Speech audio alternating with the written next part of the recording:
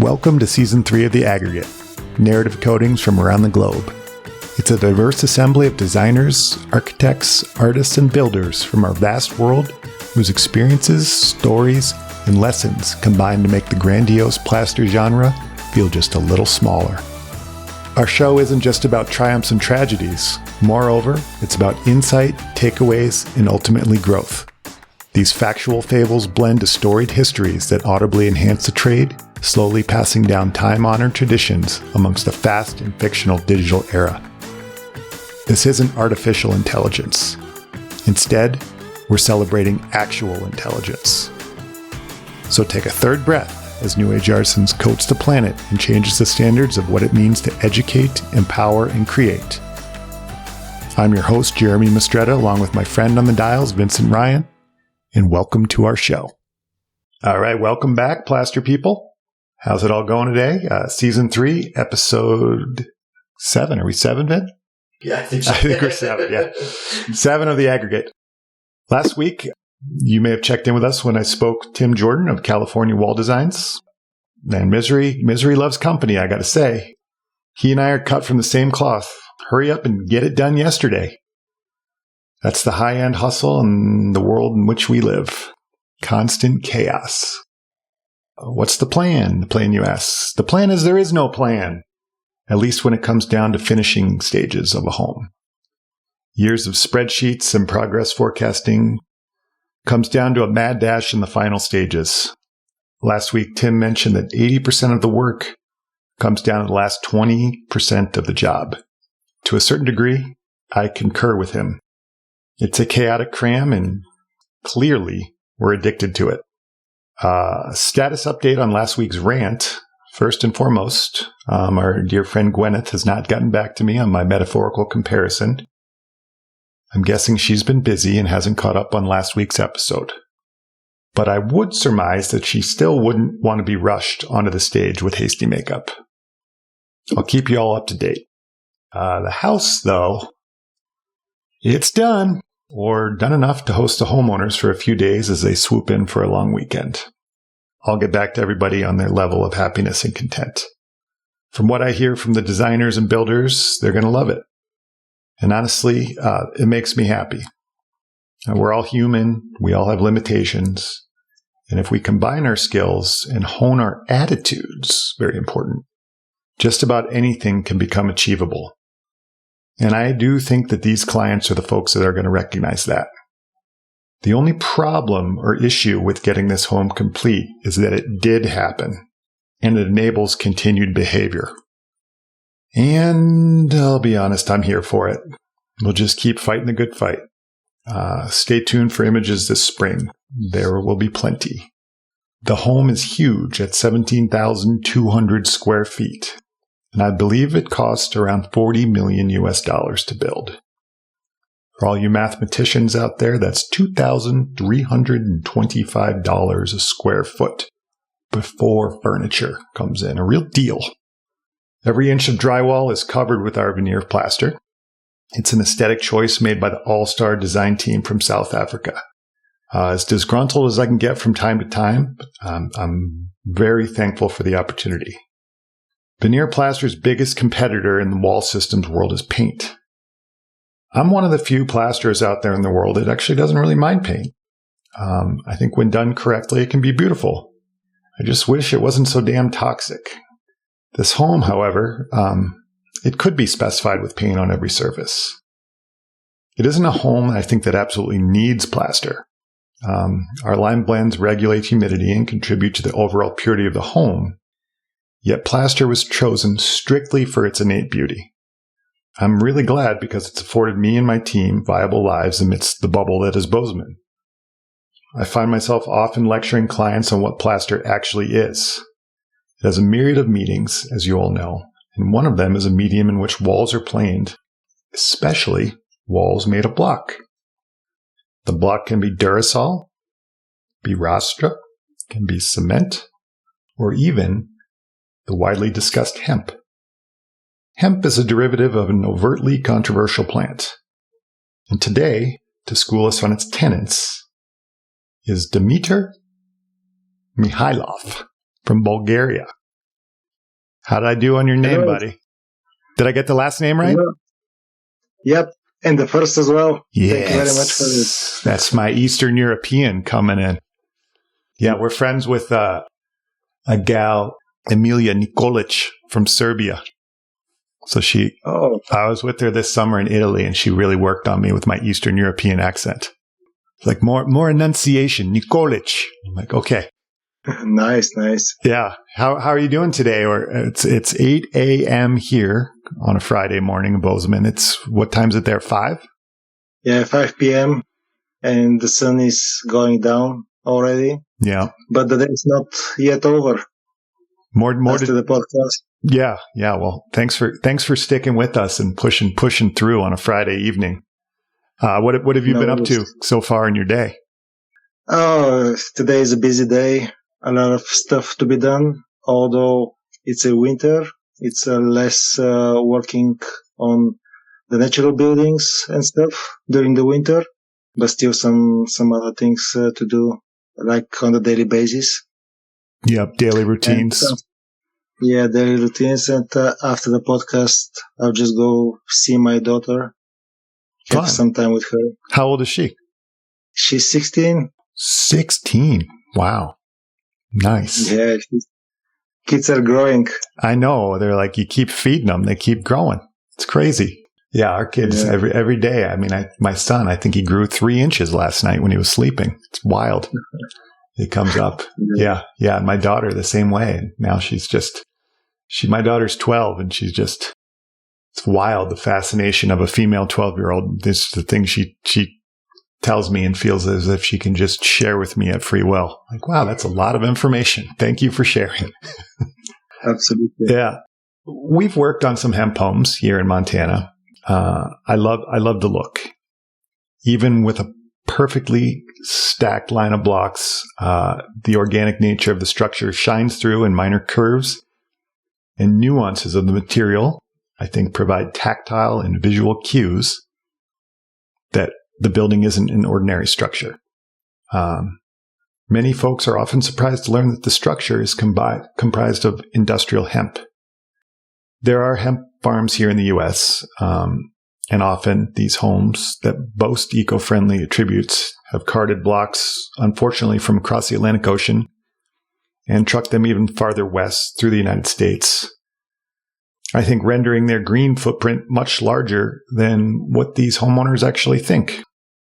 What if there was a way to make all this happen without hefty freight and a carbon footprint? I think it's possible. I think it's going to take a movement, one perpetuated by like-minded individuals who really want to see a change in our chaotic world. I often find that the folks like this that spearhead these movements don't come from worlds in which they were taught these mentalities. It's learned behavior. Instead, they're pivotal life moments that drive them to make a change.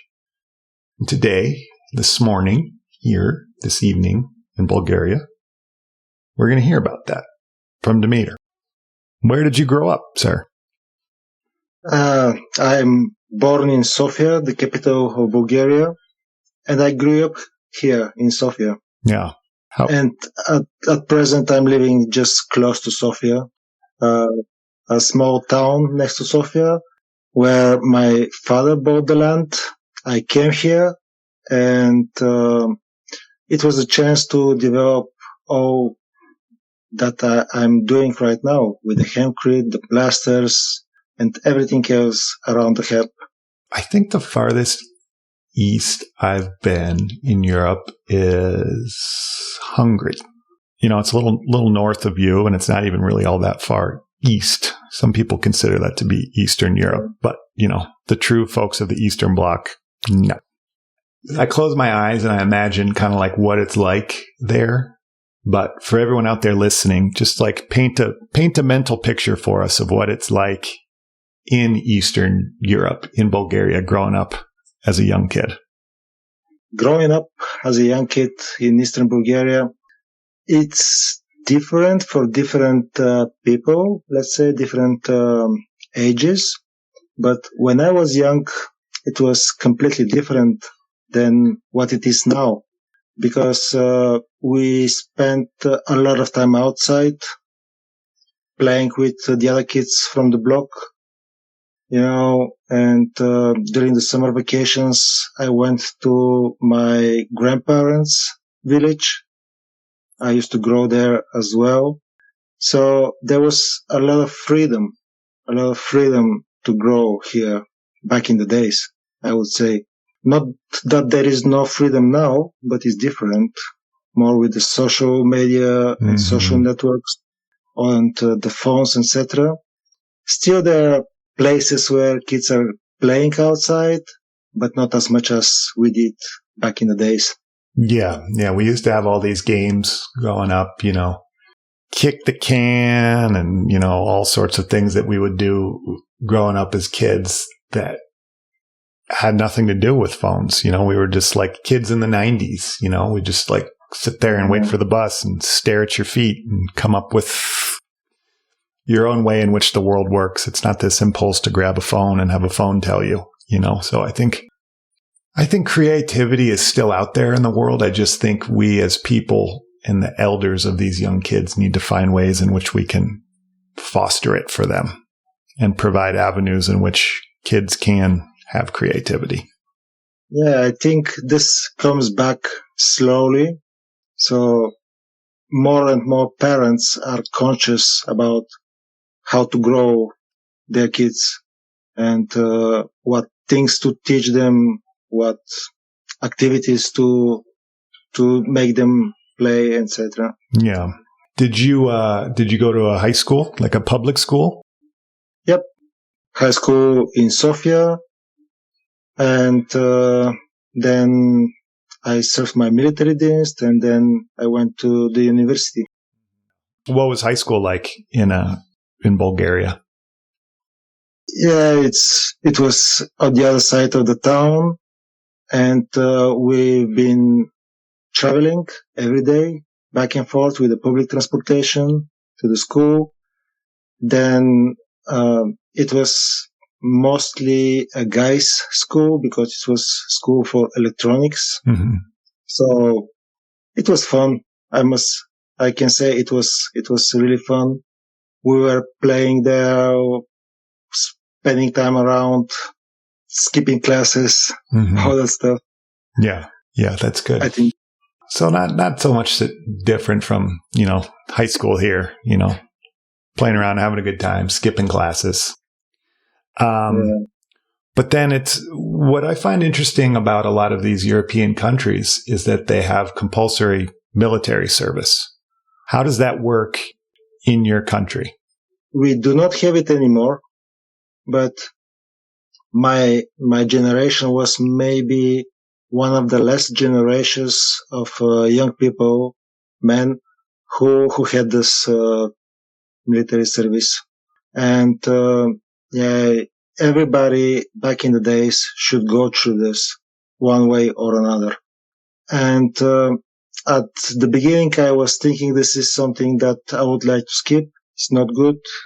But when I look back, I see that it helped kind of with the mentality, with the way of doing things, seeing things, also meeting friends there, having fun as well. Although you may don't think that you can have fun there in the military service, but yeah, it was also fun from time. Yeah, I would imagine. You can have fun just about anywhere you are. Just Absolutely. about. I'm sure there are places where you can't have fun. I'm sure.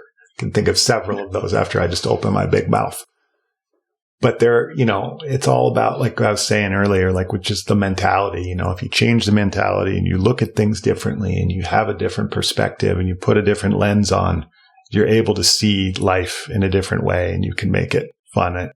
I tell a lot of people about, work and stuff, and you can do a lot of less than savory tasks on the job site if you are doing them with people that you really like. That's what's amazing about it all.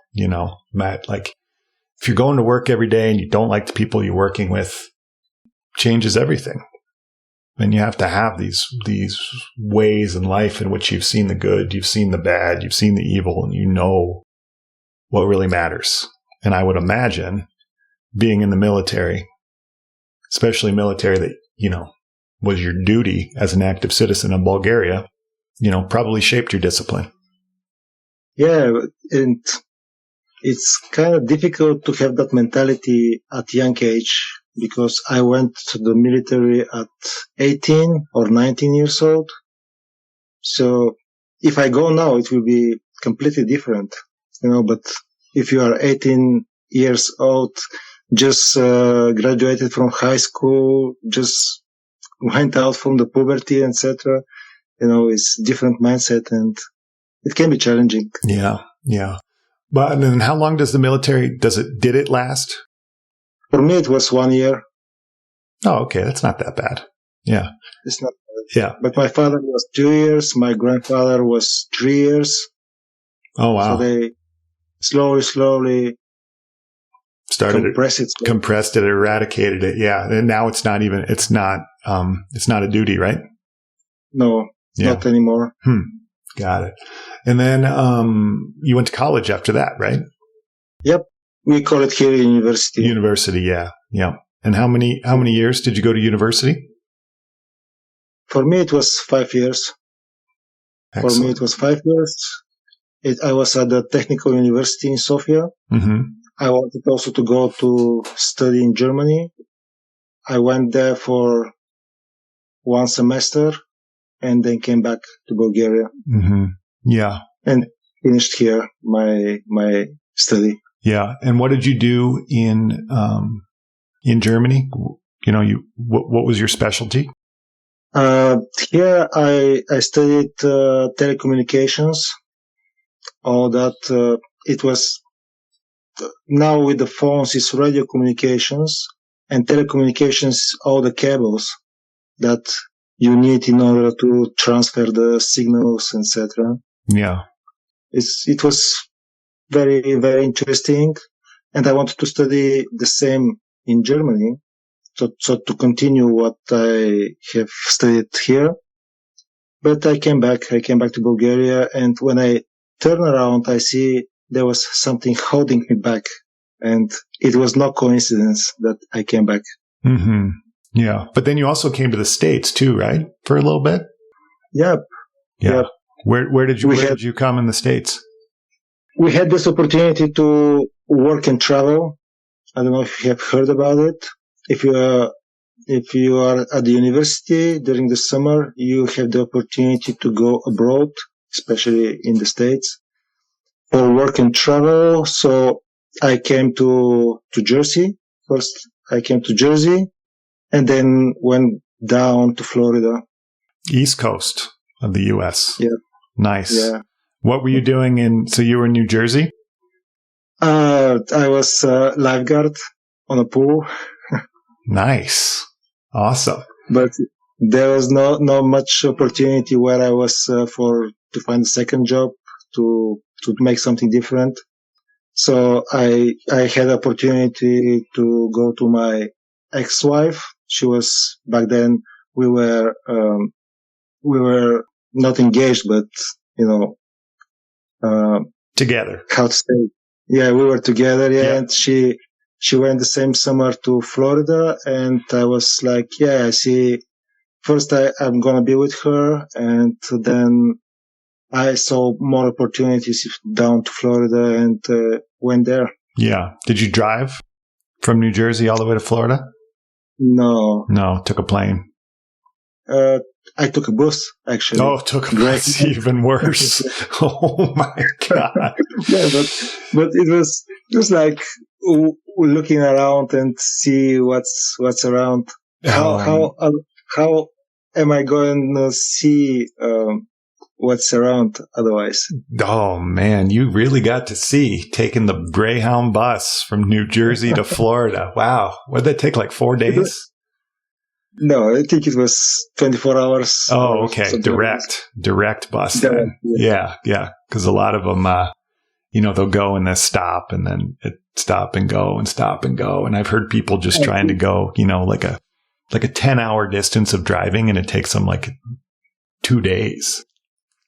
Come on. Yeah. And then you just meet all sorts of people on the bus, the people that you would have never, ever imagined you would be meeting. So Yep.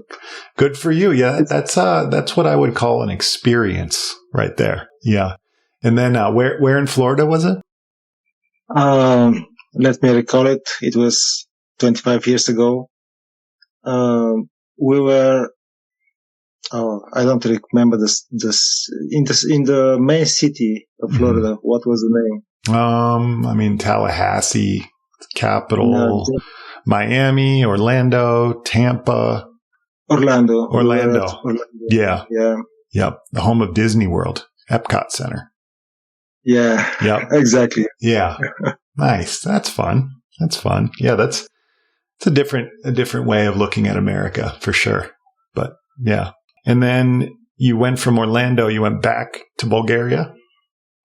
Yes. Yeah. And then when you landed back in Bulgaria, what did you do after that? Just regular stuff like finding some job, mm-hmm. and started living with my girlfriend. Yep. Together. Then we started traveling around. I started mountaineering. This is one of the hobbies that I still have, although I do not practice in the last few years due to other activities. But I'm looking forward to start again, because this is what I'm also passionate about. Yeah. In the activities. Yeah. There's a lot of mountaineers that live out here in Montana, and a lot of people that I know that are very, very, very passionate about the mountaineering world. Super, super cool. Yeah. Yeah. And then what was your job after you returned from Orlando? First I started something that I could just find. It was like, warehouses, some guy in a warehouse. We were traveling around Bulgaria, bringing some stuff here and there, in the heating industry, mm-hmm. let's say.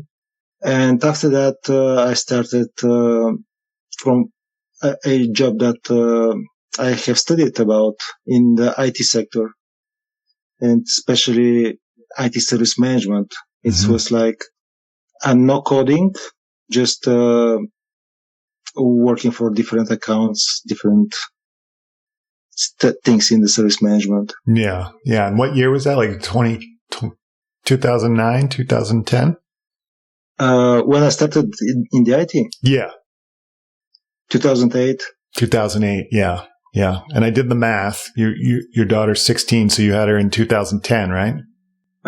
Yeah. At end of 2009. Yeah. Yep. December. Yeah. That's right when I got married. And you're living with her, you're working in the IT sector, and it seemed to me that there was kind of some feelings that you had about, living in these environments, kind of these toxic environments of these homes, right? Yeah. And it was a time when my daughter was young, and she had some different kind of allergies. Mm-hmm. So at one point, we find out that it's from some chemicals that we use at home or at the kindergarten as well. Like cleaning chemicals and stuff? Yes, the cleaning. It was in the kindergarten, the cleaning. The ladies there, they cleaned when the kids were there. Yeah. So when we took her from the kindergarten, she was with running nose, red eyes, and we didn't know what is happening, but suddenly at some point we just find out that is from those cleaning products. And at home we were renovating the kitchen area, as far as I remember, and we were putting some latex paint on the walls. Yeah. Back then I didn't even know there are some natural products for the home. Mm-hmm. And when she came inside, she started again running nose, red eyes, coughing. And I was like, what is happening? what environment are we living in? And also, if you have to buy an apartment, it is like huge investment, at least here for the standards in Bulgaria. And yeah, that was my wake up call.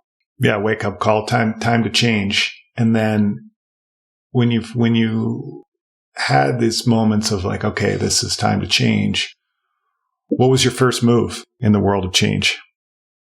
First move was I started researching what other possibilities are there outside. And the first thing I found was the straw bales, the light clay straw, and the compressed earth box. And that was my first touch with the natural building materials. And then I've started. It got me interested, and I've started researching more and more what the opportunities are, what the options are to build such a house. If there's someone has built such a house in Bulgaria. Although back in the days, most of the houses in Bulgaria were made of mud and wood. But I didn't realize this till that point. Maybe many people are just looking around, seeing those houses, but they did not realize what it's all about. And when you have such a wake-up call, you start looking at the things with different perspective. Yeah, and those houses, they're still there today, right? Yeah, many of them are still standing, although the people are renovating them with cement, with the new plaster boards and all this conventional. Yeah, synthetics. I'm not going to use any other words, but conventional material. Sure. And they're just breaking them. Those houses were standing for centuries, and just for a couple of decades, they're broken. Yeah. That's the common thread that rolls through the show, and guests say that, there's more damage done to historic homes in the last 50 years than has happened in the last 500 years with a lot of these quote unquote conventional materials, cement and latex and stuff getting put over the top of them, and I'm not going to say that cement and latex are bad. That's not what I'm saying. What I'm saying is that there are appropriate usages for all of these materials. And you really have to get to know a building and get to know what's going to work for it so it can stand the test of time. But taking a bunch of breathable bricks or compressed earth block and hammering with cement and then painting it with latex, that's going to kill the breathability of the structure. It's going to trap the moisture in, and the home's going to start to degrade from the inside. That is happening. Yeah, there's no way that's not going to happen. How did you first, you start with straw bale. How did you first find out about hemp, and what kind of drew you to it? Well, I found about the hemp a little bit later, maybe a year or two later. Mm-hmm. But first I started taking different courses. Like first it was theoretical course, then it was practical. In between, I was still researching what other options are there, what other materials are there. And I found it was maybe a decade ago, about 10 years ago.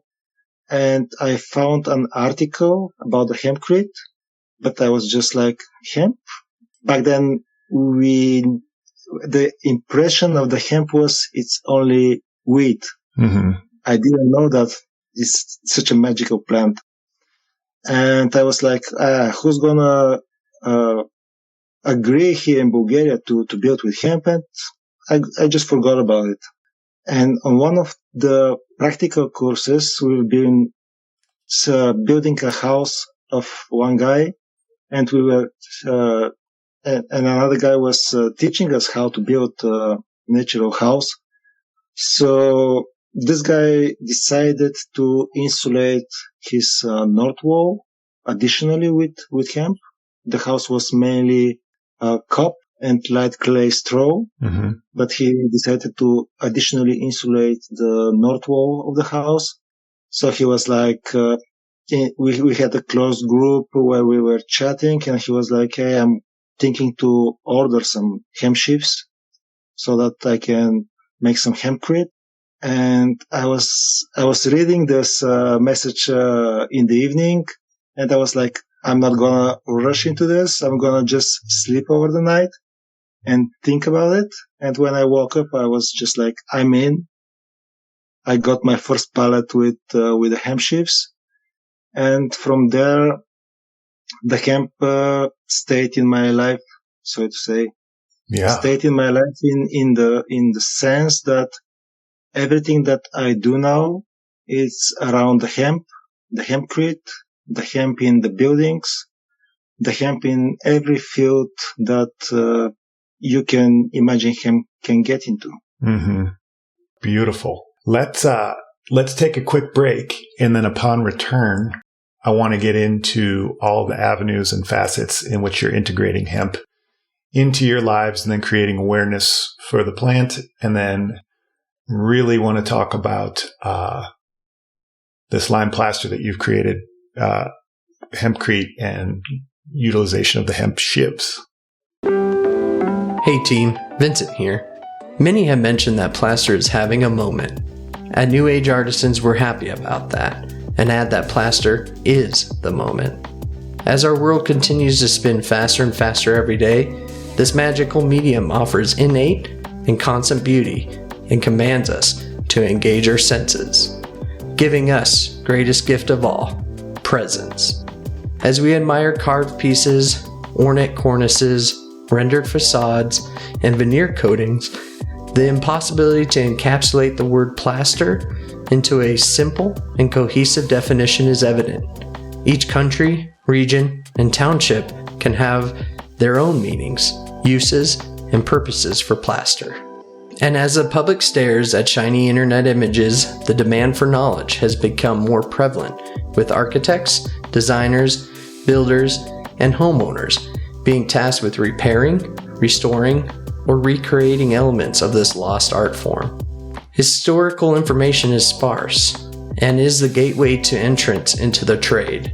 Sadly, these coveted secrets and tightly held techniques run the risk of extinction if not properly cataloged, and newcomers deserve ease of access into the field as a global labor force continues to dwindle. What if there was a place that preserved these techniques and fast-track gateway information that encouraged craft folk to stay engaged and thriving in the field? Well, that space is here, and it's called the Plaster Portal. With a small annual fee of just $75, baseline members to the Plaster Portal get access to tips and tricks that they can't find anywhere else online, as well as discounted pricing on New Age Artisans plaster blends in our growing global market. Are you wanting to further your plaster expertise? We're here for it. With a simple baseline account, subscribers can upgrade to our Artist Series classes, taught by niche and industry professionals from around the world. Learn cornice in situ and sculpture from the United Kingdom, Tattalact from Brazil, floral casting in the States, and drywall from an industry icon. But that's not it. We have more in the hopper as we're constantly creating new content. Sign up is fast, easy, and affordable. Head to newageartisans.com and click the Plaster Portal link to get started. We're gaining new members every day, and we can't wait to have you as part of our community. Before we get back to the show, here's a past guest with a quick hello. Hi, this is Laura Vidje, tuning in from my round straw bale house in northern Sweden. And you're listening to The Aggregate. Alrighty, everybody, we're back with Dimitar, Laura Vidje from Sweden. Thank you so much for giving us a call in and checking in with us.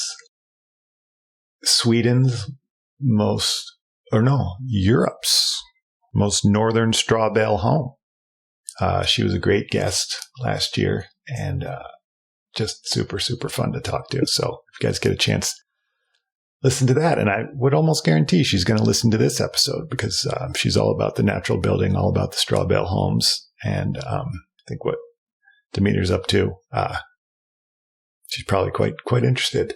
Before the break, we were discussing childhood upbringing in Bulgaria. We were discussing Dimitar's trip to Eastern Europe, to Orlando, Florida, by way of a bus that went from New Jersey all the way to Orlando. And then we're discussing the birth of his child and spreading of toxic paints on the wall to lead him to a desire where he was looking for something a little bit more. And he chose to go all in on hemp in every facet of his life. So Dimitar, from the point in which you decided you were all in, like, give us the arc. Like, how did it go? You know, did you tell your girlfriend, or did you tell your daughter? Did you tell your workers? Did you quit your job? Like, what was it like on day one? It was not just straight doing all this. It's a process. Mm-hmm. At least in my experience, what has happened with me, it was a process. You know, first I just got interested in all those materials. Then I started taking courses. Then the hemp came and the hempcrete. And then I was like, I really like all this world of natural materials and the hempcrete particularly. And I was like, yeah, I would like to work with this and to make this my living. Yeah, what's the general feeling of hemp in Bulgaria? I looked up this morning just to see, and I saw that marijuana is very, very illegal in Bulgaria. Talking about prison time for just, possession of one joint. I can tell you here in the United States, that is the exact opposite. Very, very legal here. And just about, oh God, I'm going to get in trouble for just throwing out stats, but a lot of places it's legal. And even places where it's illegal, that's just a law. Doesn't mean that anybody pays attention to it. So what's it like there in Bulgaria with hemp and marijuana? Bulgaria used to be one of the biggest growers of hemp back in the days. In the beginning of 19th, 20th century. But that was banned at some point. Maybe close to the point where it was banned in the States, kind of. Mm-hmm. Not banned, but decreased in the growing and all those regulations. And I can say that most of the people, they still even don't know that there is a hemp plant, and you can make houses, you can make clothes, you can eat it. And in today's society, you can make many, many, many different products out of the hemp. When they hear hemp, they think about marijuana. Mm-hmm. Still. So, still, yeah. And I want to change that perception in the people. And slowly, after I started working with the hempcrete, I also became a hemp advocate. So to spread this knowledge to the people, and so that we can bring back the hemp in our lives. Mm-hmm. Yeah. What about it, personally? Like, what do you find so interesting about it compared to other building materials? Like, what's like the one thing about it where you're like, this is the best part of it, or is it just all of it? It's all of it. It's all of it. And what I tell people when they come to me speaking about building their dream home, I tell them, I can explain you, I can tell you about the hempcrete, but just go check also the other building materials, mm-hmm. natural building materials, and choose the material that you can feel it's your material for your house. Because I can tell you, from my perspective, the hempcrete is the best one, but you're gonna live in that house. You better choose your material. And I call this conscious choosing based on the information that you have. Mm-hmm. And sometimes it's very important to have that information at hand so that you can make your choice. Yeah, definitely. Definitely. And it's good to know a lot about your competition. Even I tell people here, like with the plasters that we make, like it works for us, and I really, of course, want it to work for everyone else, but I'm not going to push that on them. And there are people that say, oh, this is what your competitor has. This is what they do. And, and I know about it. And I really do honestly celebrate them because I'm like, no, if that is going to work for you, you should do that. Honestly, do that. Where this is what we can do. We're happy to do it for you in your house. But if you want to do that, you should do that. You should go with that. And I find people are very taken aback by it. They're like, what? You're not trying to sell me on it? I'm like, no, I'm just trying to sell you on what you need for you, not our stuff. So good for you for doing that. What do you think the biggest, I can close my eyes and imagine, seems like a silly question, but the biggest competitors of hemp in Bulgaria, what do you think they are in the building world? In the whole building world, yeah. Or in the natural buildings? The whole building world, basically just in Bulgaria, what are most homes built out of? The most homes nowadays are built out of reinforced concrete and burnt bricks. And then they put some insulation, like mineral wool mostly, and just finish it with something. So this is the construction world at present in Bulgaria. Yeah. But I see more and more people are interested in building their natural homes and also renovating their old grandmothers and grandfathers' homes that I spoke about earlier. Mud homes with wooden construction. They more and more realize those homes can be really nice to live in and they can live there. Yeah. Going back to. And there are ways in which you can integrate the hemp that you're involved in into a conventional home too, right? Like you can insulate a conventional wooden framed home with, hemp wool, right? Yes. Basically, if you make a wooden construction, then you can use just hemp, nothing else. But if there is already a house built, then there are other options to use because the hempcrete is not the best option, although it's also a very good option. Mm-hmm. But sometimes it's not the best option. So if you have already made house with bricks, let's say, then you can use hemp wool for insulation. And then for internal, you can use hemp lime plaster that I also have developed myself here. Yeah. Because we don't have such in Bulgaria. And I was like, yeah, if we have already built home with cold walls or old home with stone walls, cold walls, then the hemp lime plaster would be great. And I saw there's an opportunity to get also into this. Yeah, that's cool. That's cool.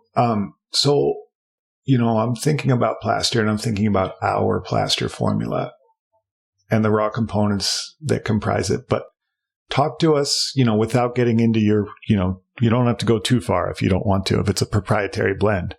But talk to us a little bit about the key components that make up a hemp, hempcrete plaster.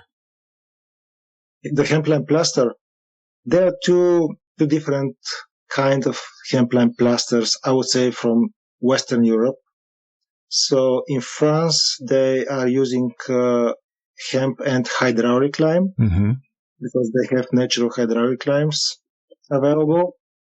And in the UK, mostly they are using hemp, perlite, and lime, hot lime. But as we don't have here in Bulgaria the option to use the hot lime, I just decided to develop with just regular lime with hydrate or with putty. It depends on the application. So what I use as hemp lime plaster is hemp, perlite, and lime. And it depends on the application, on the thickness. You can add some pozzolans, because I don't use any cement. I don't use any modern chemicals for the like building chemicals. And I like the Roman style lime, Roman concrete. Mm-hmm. And I can play with the blends. I can play with the stone powders. I can play with some different pozzolans depending on what end product I want to achieve. Yeah. And do you make that? Do you make it and you bag it yourself and sell it to the public, or do you make it only for the structures that you're building? That's the idea, to bag it. I had only few projects where I used this plaster, so this is something that is new to come. Mm-hmm. Yeah, and it's going right over the top of hemp block. Are there ways in which you can integrate that into conventional construction? Yeah, I would say the hemp lime plaster is more like for existing buildings, mm-hmm. because if you have a hempcrete building, and what I've done is mostly cast in situ hempcrete. So if you have a hempcrete wall, you don't need hemp lime plaster. You just plaster it with some base coat, finish coat, and that's it. Yeah.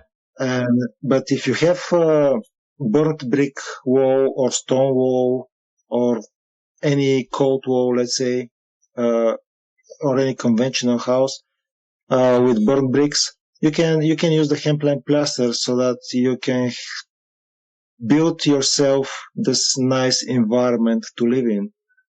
And do you put color into it? No, not yet. Not yet. Not yet, but many people, they do like the appearance of the hemp sheaves on top of the plaster. Oh yeah. So they don't want to paint it. They don't want to, at least the ones that I have spoken and I've shown them the plaster. They're like, they really like the texture, and they like it as it is. Yeah, I'm imagining what it would look like with a hemp shiv. And for all those listening, tell everybody what a hemp shiv is. The hemp sheaf is the wooden core structure of the stem of the hemp plant. And there are different varieties of the hemp plants. So the one that mostly is used to obtain the hemp sheaf is a variety that is used for fibers. Mm-hmm. And back in the days, the hemp sheaf was something that was not usable. They started using it for animal bedding, mostly, because it's better for the animals. And at some point, I think it was like half a century ago, around 50 years ago in France, they have started developing different products where they combined lime with different plant-based materials, and they found out the hemp works best with lime. And this is where the hempcrete started. But basically, this is half of the biomass of the hemp plant. Yeah, and that was my question as you were talking. I never actually thought about, what part of the hemp plant do you actually use? Can you break us down from the bottom all the way up to the top? All of the uses. Do you use the leaves at all, or is it just strictly the stem of it? Just strictly the stem. Got it. And there is one process. It's called decortication, where you separate the fiber from the sheaf. So the fiber goes to different industries like clothing, ropes, mm-hmm. or hemp wool insulation. And then you get the refined sheaf that is cleaned from dust, made in different sizes. And the bigger factories, they bag it, and then you get it and use it for construction. Mm-hmm. And the good part is, maybe you have heard that the hemp is a plant that sequestrates a lot of CO2 from the atmosphere. And this is happening because of this woody core of the hemp stem. And just because the hemp grows so fast, it grows for like 3 months from you plant it till you take it from the field. Because it grows so fast, it makes this woody core and it sequestrates a lot of CO2 from the atmosphere. Yeah. And I would say it's the real green revolution that nobody speaks about. Yeah, the original green revolution. Yeah. They call it weed for a reason here in the States. You know, it just literally grows like a weed, just pops right up. How big, these farms, how big are they and where are they? The farms that they grow the hemp. Yeah.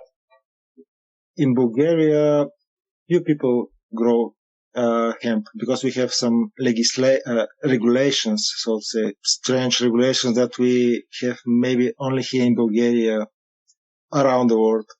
And I can imagine it's hundreds of hectares of hemp that are grown in order, one factory to be able to process it at scale and to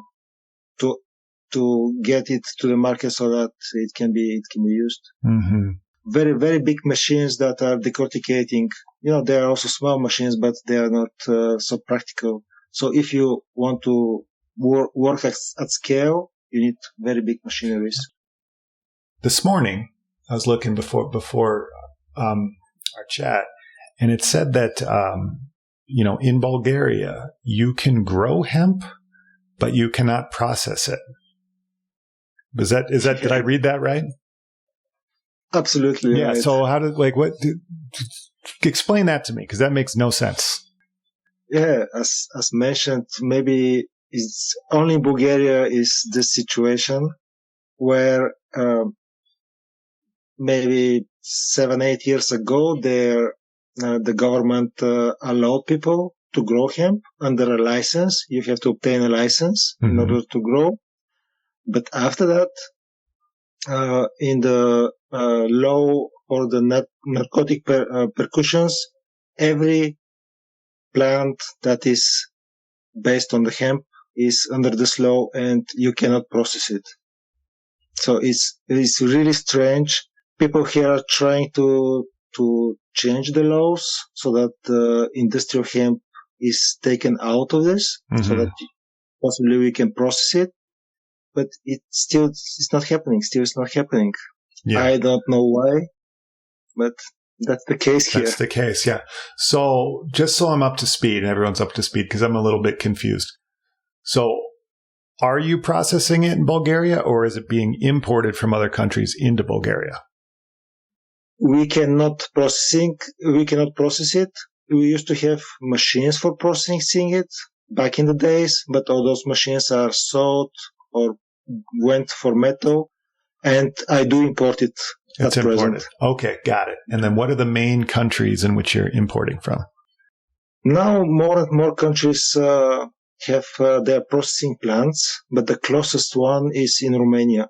Okay, so not too far. Romania. Yeah, it's not too far. Yeah, and are there large import fees to bring it in? No, we are in the European Union, so just the transportation. Come and go as you please. Yeah. I would think that the government would want it to grow and would want to, have that add to their economy, I would think. But you've actually done some speaking at the government level, right? I didn't do exactly speaking, but I was invited to bring different products when there was another try to change the laws. So I got invited by one association. They were dealing back in the days with all those tries to change the laws. And they have invited me from construction perspective to bring different samples of what products can be done with hemp, with industrial hemp. So I brought the hempcrete block that I used as a sample. hemp wool installation, clay plaster with hemp sheaves instead of straw inside, and hemp fabrics. Yeah. So different materials. There was another guy that brought some food, shampoos, most of them imported, of course. Yeah. Clothes. And the aim was to show to the government that the hemp plant is very versatile and you can do a lot of stuff with it, and it should be allowed to be processed here in Bulgaria. Yeah. Yeah. How'd that go over? Was it well received or just no, get out of here? Half of them had received it well. They were also like, yeah, we should allow this for processing.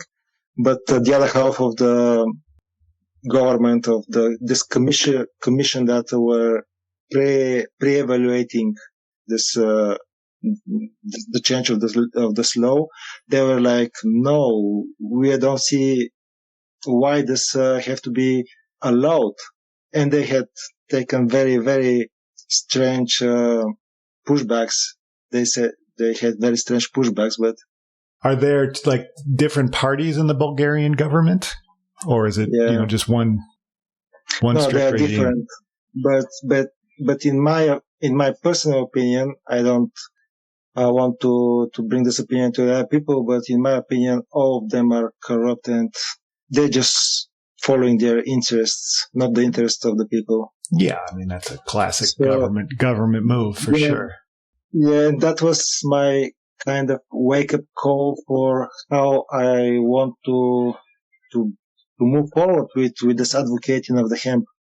And if there is a chance, yes, I will go again to the government to advocate about processing the hemp here in Bulgaria.